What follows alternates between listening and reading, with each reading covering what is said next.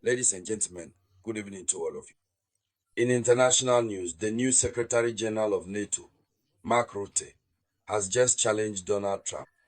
He has just categorically rejected what Donald Trump decided or was supposed to decide. He has just completely rejected the demands of the Russian Federation, specifically regarding one of the key points on which Russia insists in order to allow the negotiations scheduled for Monday in Istanbul to succeed and ultimately for the memorandum to actually be adopted. So, what exactly is this about? As you know, for the resolution of this conflict, Vladimir Putin and Russia have said that they do not want a partial resolution. That is why they are opposed to a ceasefire. They want the root causes of this conflict to be eradicated for it to be completely resolved. The agreement that will be signed must be a written commitment. Ultimately, this agreement will bring about true peace. That's what Russia has said. And in this matter of addressing the root causes of the conflict, there is the issue of NATO's expansion. NATO wants to have Ukraine join its structure, even if not now, but in the future. NATO wants to have Russia's neighboring countries join its alliance. And so, NATO will take advantage of this to set up very strong military bases right under Russia's nose, practically in its nostrils, and seriously threaten Russia's security. And that's why Russia refuses to find common ground. Donald Trump said yesterday, through his special envoy for Ukraine, Keith Kellogg, that he personally has no problem with it. There you go. Keith Kellogg reminded that Donald Trump would have no difficulty accepting this decision, since it's America that basically runs NATO. But Keith Kellogg's little king, who significantly lives off substantial American funding, suddenly came out of absolutely nowhere to completely reject it, without any prior warning or apparent reason. So, what exactly is this about, ladies and gentlemen? What is being said and what could the implications be? In this video conference, that's exactly what we're going to talk about. But before we dive deeper, I humbly ask you to share the video conference. And above all, don't forget to leave lots of comments. Leave lots of comments.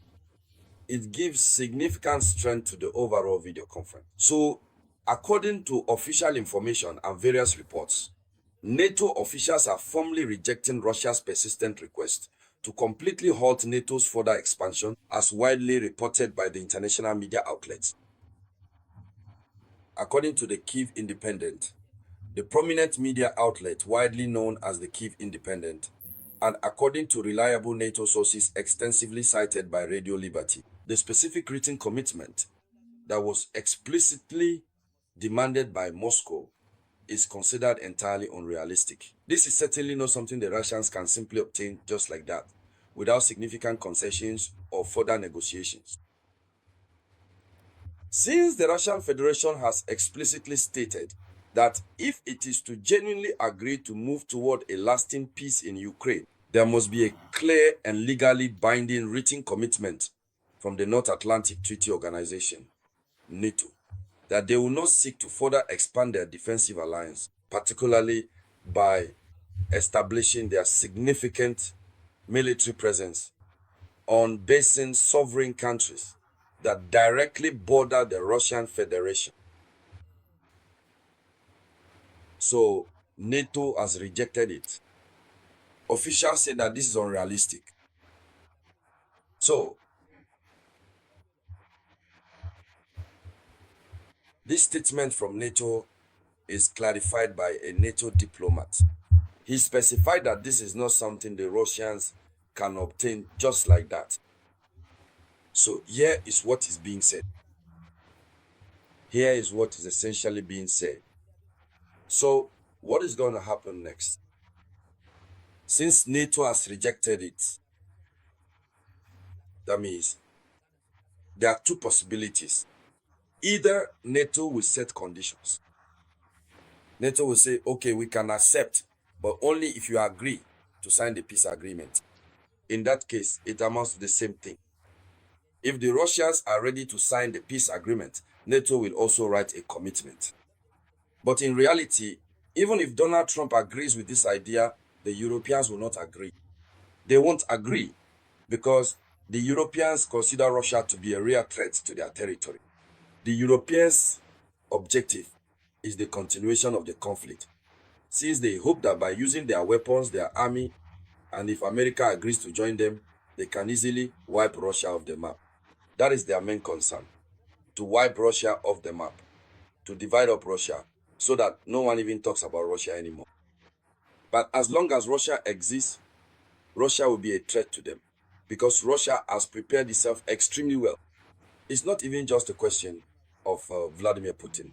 The Russian doctrine is rooted in the thinking, in the minds, and in the collective memory of the Russian people. That's why, as you can see, there is almost no opposition in Russia. Yet, there are elections. We have the Russian State Duma.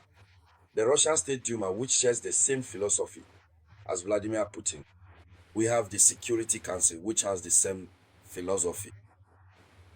Almost all independent entities share the same philosophy as Vladimir Putin. So, even if they manage to get rid of Vladimir Putin, the mindset that exists in the heads of Russians will continue. So for them, they have to wipe them off the map. So there's a big dilemma, the second hypothesis. Either they will actively try to ensure that, as they are already doing, the former President Donald Trump, as I previously mentioned, sides with them completely to utterly wipe them out. But this option seems to be impossible because today, even though Donald Trump has said he's ending his relationship with Vladimir Putin, America is trying at all costs to find common ground with Russia. Because they themselves are aware of Russia's capabilities, Russia's capacity to cause harm, they know. Secondly, on the commercial front, they know that Russia has many things that they themselves need, and even Europe needs. Even as we speak, Poland continues to buy Russian gas despite the sanctions. Poland turns a blind eye. So America feels sorry for Europe, and America also considers its own situation. In fact, Americans are pragmatic. So Donald Trump does not want this standoff. So what is going to happen? Now, if this element is not accepted, this memorandum that will be released, no matter who is involved in the discussions, Russia can make any kind of concession. But when it comes to NATO expansion, Russia will not accept it. And if NATO agrees to sign a written commitment that they will not set up their bases in the bordering countries, even if right, and that these countries will not join NATO, if they accept, it means they have granted supremacy to Putin. It means that Putin is the one giving the orders. He's the one leading NATO. So there is a big dilemma here.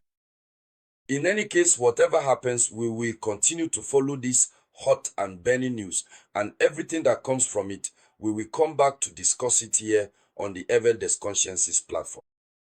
So please share as much as possible. I'll be back with more news for you shortly. This was the voice of your one and only Samouraï.